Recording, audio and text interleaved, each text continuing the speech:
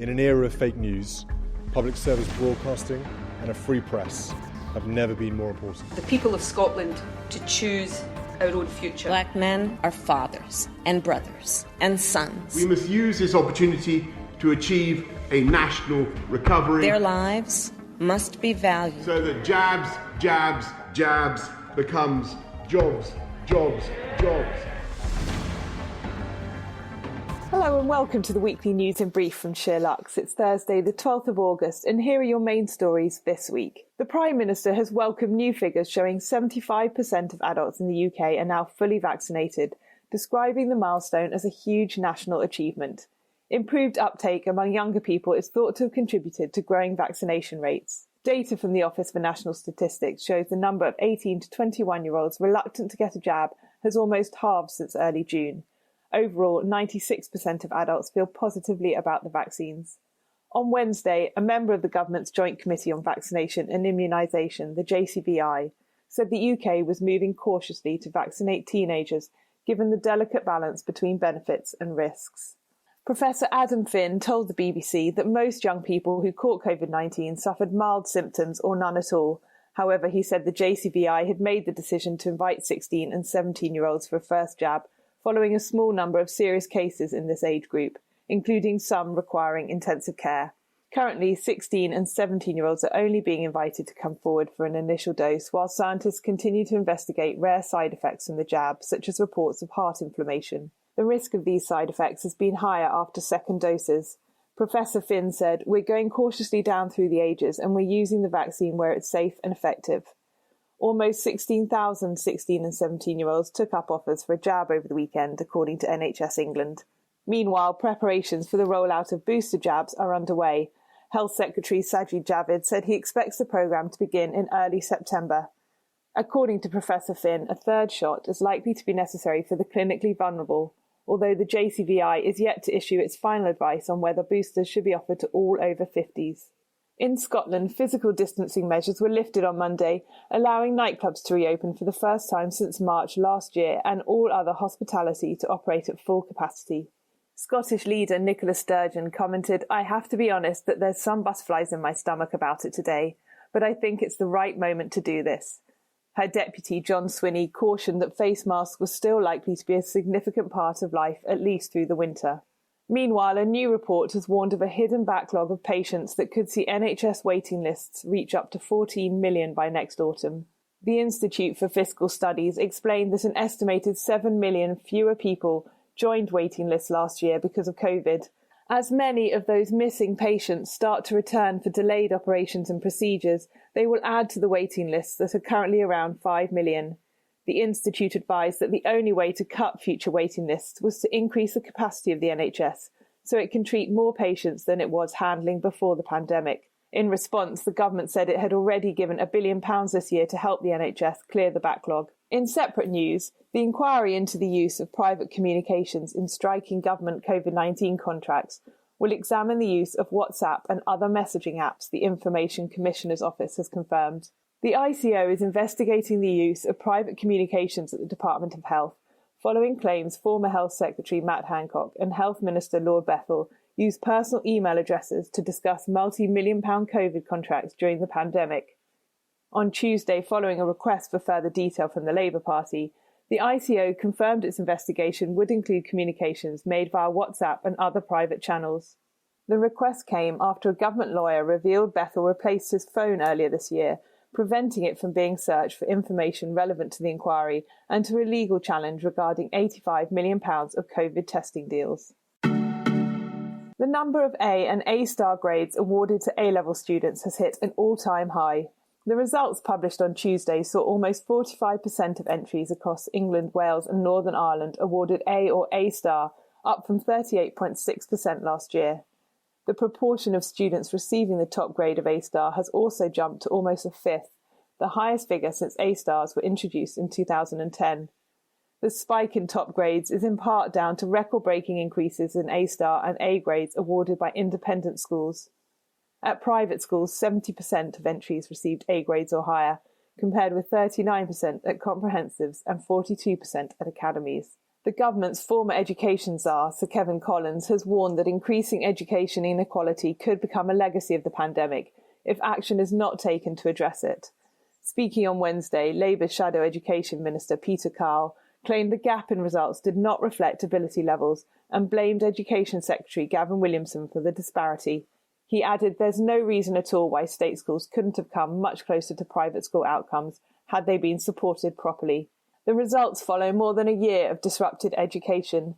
A-level, AS-level and GCSE exams were called off in January as the UK faced a second wave of COVID-19 infections, with responsibility for grading students instead handed to teachers. The Independent Schools Council, which represents private schools, has insisted this year's teacher-assessed grading system provided a level playing field for all pupils. According to Ofqual's interim chief regulator Simon Liebus, formal assessments are to be restored in 2022. Although they are not perfect, exams have proven to consistently be the best way of assessing what a student knows, understands and can do, he said. Hundreds of thousands of teenagers will also find out their GCSE results today, with a similar spike in top grades expected after this year's exams were cancelled. Human activity is affecting the global climate in unprecedented ways, and some of the changes are irreversible, a major new report from the UN Intergovernmental Panel on Climate Change has warned. 8 years in the making, the report published on Monday also warns that temperatures are set to climb 1.5 degrees Celsius above pre-industrial levels by 2040. This would break the target set by the 2015 Paris Climate Agreement and lead to more extreme weather events. The IPCC report states firmly that the climate change was the result of human behaviour, writing, "It is unequivocal and indisputable that humans are warming the planet." It also highlights that global surface temperatures have climbed faster since 1970 than in any other 50-year period over the last 2,000 years. British Government Minister Alex Sharma has warned the world faces a catastrophe if action is not taken urgently on climate change. Sharma, who will preside over the UN's COP26 climate talks in Glasgow this November, said the report was a wake-up call for anyone who hasn't yet understood why this next decade has to be absolutely decisive in terms of climate action. In the same interview, Sharma also defended his own decision to fly to more than 30 countries this year and refused to condemn the government for allowing more fossil fuel projects. In UK news, the Tokyo Olympic Games came to an end on Sunday with Team GB winning a couple of late golds to match its overall performance at London 2012. British athletes won 65 medals, including 22 gold medals in Japan, making Tokyo 2020 its second most successful overseas Olympics after Rio 2016, where it won 67 medals. Tokyo 2020 signed off with a closing ceremony featuring cyclist Laura Kenny, now Team GB's most successful ever female athlete, carrying the British flag. Earlier in the day, her husband Jason confirmed his position as the country's most successful ever male athlete. He unexpectedly won the men's Keirin race in the velodrome to claim his 7th Olympic gold medal. Middleweight boxer Lauren Price also struck gold for Team GB on the final day of the Games, becoming only the second female British boxer after Nicola Adams to stand on the top step of an Olympic podium. Elsewhere, India celebrated its first ever athletics gold medal as Army officer Neeraj Chopra triumphed in the men's javelin. "It feels unbelievable," he said. "This is our first Olympic medal for a very long time, and in athletics it is the first time we have gold, so it's a proud moment for me and my country." Paris will host the next Summer Olympics in 2024. The lawyer representing Virginia Giuffre has said Prince Andrew cannot ignore a lawsuit brought against him in the US courts. Giuffre is seeking unspecified damages after accusing the Duke of sexually abusing her when she was 17. She claims Andrew had sex with her knowing that she had been trafficked by his former friend Jeffrey Epstein. In a statement on Monday, Giuffre said, "I am holding Prince Andrew accountable for what he did to me. I hope that other victims will see that it is possible not to live in silence and fear, but to reclaim one's life by speaking out and demanding justice." Her lawyer, David Boys, said they had pursued all other avenues for resolving the dispute before filing the civil case in New York on Monday. He has insisted Prince Andrew cannot hide behind palace walls and must respond to the allegations. If the Duke fails to file a defence, the US court will rule against him by default.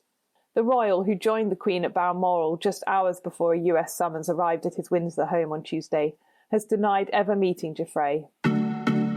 Scrutiny on Conservative Party chairman Ben Elliott intensified over the weekend after it emerged he oversaw payments from the party to a company he owns. According to the Sunday Times, the Tory party repeatedly transferred money to firm Hod Hill in the middle of last year.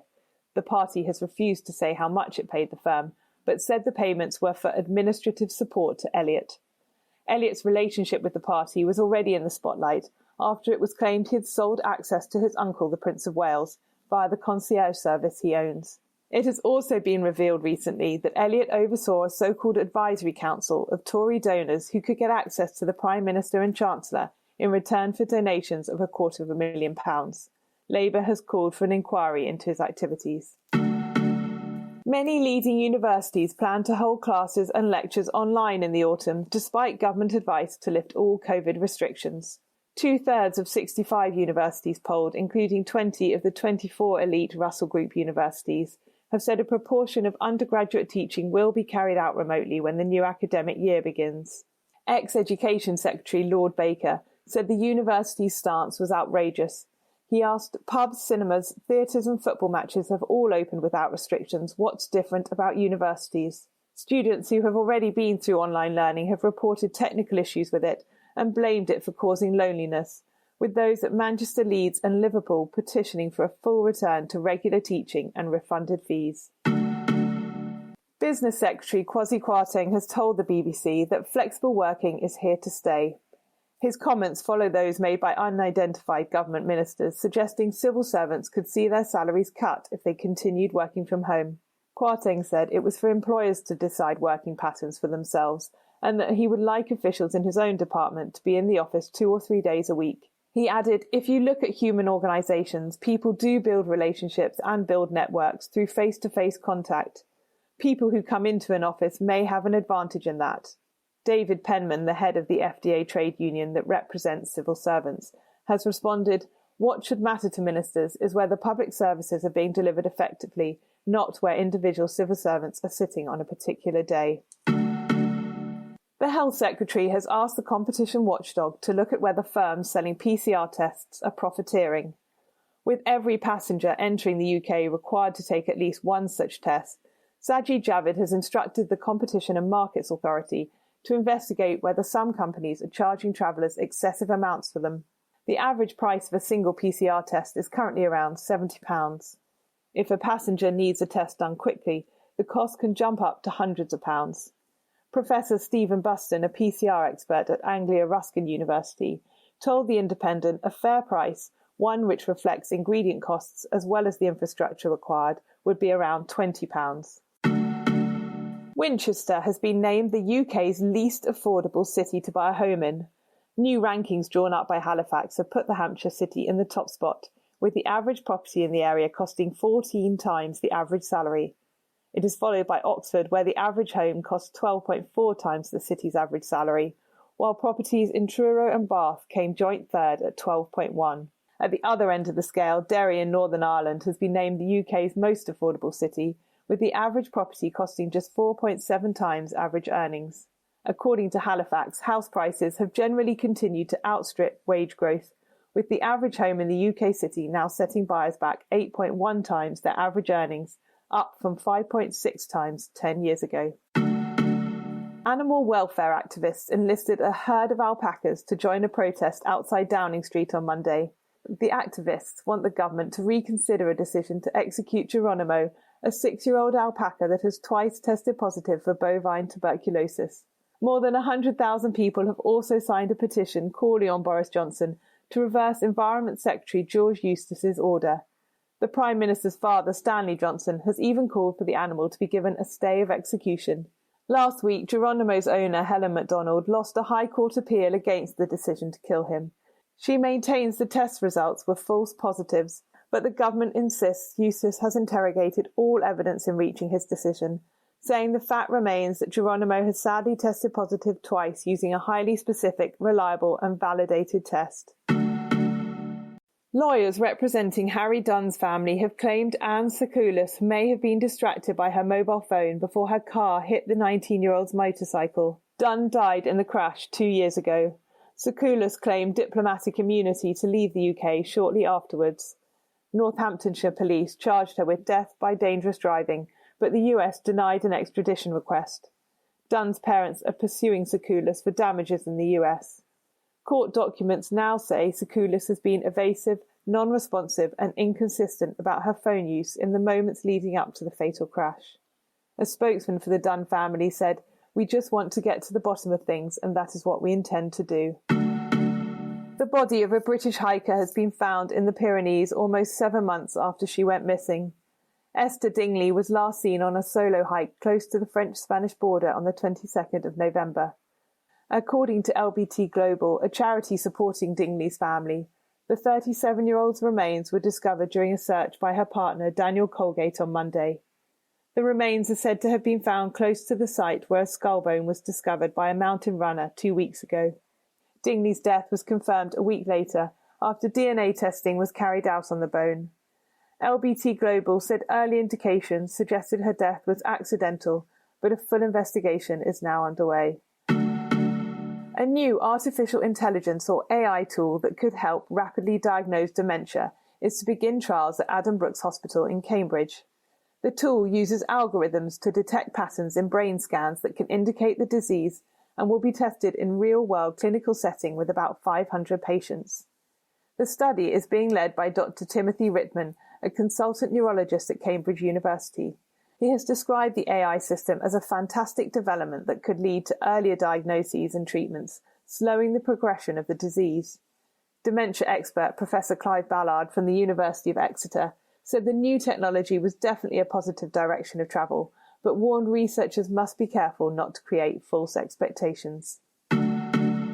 Racist abuse directed at England footballers following the side's Euro 2020 defeat mostly came from UK-based accounts, Twitter has said.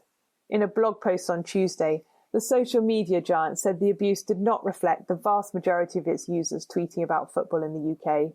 However, the platform also said the UK was by far the largest country of origin for abuse sent to players after the final in July. It also claimed 99% of accounts suspended for racist abuse were identifiable, not anonymous. The figures from Twitter stand in contrast to those from the UK Football Policing Unit. According to police data, just 34 of the 207 social media posts deemed to be criminal came from UK accounts, while 123 came from abroad. Elsewhere in the world, ongoing forest fires in Greece have prompted the country's leader to warn of a nightmarish summer. The Mediterranean nation, which is in the midst of its worst heatwave for more than 3 decades, has deployed more than 1,000 firefighters to try and control forest fires that have burnt more than 140,000 acres in the last couple of weeks. The biggest is on Evia, Greece's second largest island, from which 2,600 people have been evacuated on ferries. Meanwhile, in Algeria, at least 28 soldiers have been killed while helping rescue civilians from wildfire. Multiple blazes are raging in forests and villages in the mountainous Kabyle region. In a statement on Tuesday, Algeria's president described the troops as martyrs and said they had saved 100 people from the flames. 11 other soldiers were burned, 4 of them seriously. Dozens of civilians have been killed in the fires, bringing the total death toll to 65. While some villagers evacuated, others attempted to fight the flames themselves, using household buckets and hoses. Discussing the extreme weather events around the world this week, the UK's chief scientific advisor, Sir Patrick Vallance, warned the disasters were providing a sad taste of the future as the climate crisis intensifies. US President Joe Biden has insisted he does not regret withdrawing American troops from Afghanistan. The decision to pull US forces out of the country after 2 decades of conflict has led to a resurgence of the Taliban. The Islamic insurgency group has made rapid advancement in recent weeks and now controls 9 of Afghanistan's 34 provincial capitals. Despite the Taliban's progress, Biden told reporters on Wednesday he did not regret his decision to withdraw. Pointing to the trillion-dollar sum spent on the conflict by the US over 20 years and the loss of thousands of American troops, Biden said Afghan leaders have to come together. They've got to fight for themselves, fight for their nation. Biden said the US would continue to provide military air support to Afghan government forces, as well as food and equipment. At least 3 provincial capitals fell to the Taliban within 24 hours this week. According to a report in the Washington Post, US military assessments suggest the capital Kabul could fall to the group within 90 days. Afghan President Ashraf Ghani is seeking help from regional militias to fend off the Taliban and has called on civilians to defend the country's democratic fabric. The UN estimates more than 1,000 civilians have been killed in the fighting in the past month, and thousands more have been forced to flee their homes. A campaign to free the daughter of the ruler of Dubai has been disbanded after a new photo was shared online showing her on holiday in Iceland. After a failed attempt to escape from Dubai in 2018, Princess Latifa claimed she was being held captive by her father. However, recent photos shared on Instagram appear to show her out with friends and travelling abroad. The latest photo, posted on Monday, shows Latifa with her cousin Marcus Asabri in Iceland. Asabri said he was reassured to see her so happy, well and focused on her plans. Hours later, the Free Latifa campaign said it would disband. The primary purpose of the campaign was to see Latifa free, leading the life she chooses for herself, it said, adding, "We have clearly gone a long way towards achieving that goal." Canada has condemned a Chinese court's decision to uphold a Canadian man's death sentence. Robert Schellenberg was jailed for 15 years for drug smuggling in 2018. However, a one-day retrial in January 2019 saw him sentenced to death, just a month after Meng Wanzhou, an executive at Chinese telecoms firm Huawei, was arrested at Vancouver Airport on a US extradition request. China denies Schellenberg's sentencing, along with the arrest of 2 other Canadians on spying charges, are acts of retaliation linked to Meng's arrest. However, Canada's ambassador to China said it was not a coincidence that the cases are happening as the Huawei executive's extradition hearing reaches its final arguments in Vancouver. Hackers have stolen more than $600 million in one of the biggest ever cryptocurrency heists. According to Poly Network, an online cryptocurrency exchange, hackers exploited a vulnerability in its systems to steal multiple cryptocurrency from tens of thousands of its users. In a Twitter post on Tuesday, Poly Network bosses urged the thieves to return the hacked assets, saying the amount of money you have hacked is one of the biggest in decentralized finance history. Law enforcement in any country will regard this as a major economic crime and you will be pursued. The firm has urged other crypto exchanges to block transactions from addresses linked to the raid. Reports suggest as much as $260 million may have already been returned by the hackers. A British man has been arrested on suspicion of spying for Russian intelligence in Germany. In a statement, Germany's highest public prosecutor said the 57-year-old had been arrested in the city of Potsdam on Tuesday. The man, identified only as David S., was employed locally by the British Embassy in Berlin, but does not hold diplomatic immunity. He is suspected of passing on documents obtained through his work to the Russian intelligence agency, allegedly taking cash payments in exchange for information. His arrest and subsequent searches of his workplace and apartment are the result of a joint investigation by German and British police, including the Metropolitan Police's Counter-Terrorism Command. In lighter news, in Singapore, a baby who was born weighing the same as an apple has left hospital after more than a year of intensive treatment. When she was delivered at 25 weeks, Kwek Yujan weighed just 212 grams and was 24 centimetres long. She is believed to be the world's smallest baby at birth, taking the record from an American girl who arrived weighing 245 grams in 2018. Yujan now weighs 6.3 kilos, and Singapore's National University Hospital has described her as a ray of hope amid turmoil. Footballer Lionel Messi has signed a new 2-year deal with Paris Saint-Germain. The move follows his shock exit from Barcelona, the only club the 34-year-old has ever played for, after they were unable to afford his new contract under the Spanish League's financial fair play rules. The Argentinian has scored a record 672 goals in 778 games and won 35 trophies at the Catalan club. With Messi considered by many as the greatest footballer of all time, his signing to Paris Saint-Germain is one of the most significant transfers in football history. And finally, lockdown may be over, but Brits have continued with their takeaway habits, according to Deliveroo. The takeaway delivery company has posted its first results since listing on the London Stock Exchange in March, revealing it delivered almost 150 million orders in the first 6 months of 2021, more than double the number delivered during the same period last year. While the new results do not cover recent weeks following the full reopening of the UK, the firm said it had seen no material impact on sales so far, suggesting new takeaway habits formed during lockdown may be staying put. Looking for a new podcast to listen to? Here's what we love, courtesy of Acast Recommends. So, Shahan, that's the story of how I wound up at a One Direction concert with a college football coach. Doug, we're supposed to be talking about the College Football Playoff Show. What? The College Football Playoff Show, where every week we come together to decide who are the best teams in college football. Oh, you mean the fun new National College Football podcast, where we rank the best teams in terms of, like, who has the best head coach, the easiest schedule, the greatest quarterback. Oh, yeah. Where we actually watch the games and choose who deserves to play for a national championship. And where we kick out the pretenders who don't deserve to be in our discussion. It's the College Football Playoff Show with Shahan Jeharaja and Doug Lesmerises. Find it on the Acast app and wherever you listen to podcasts. Acast Recommends.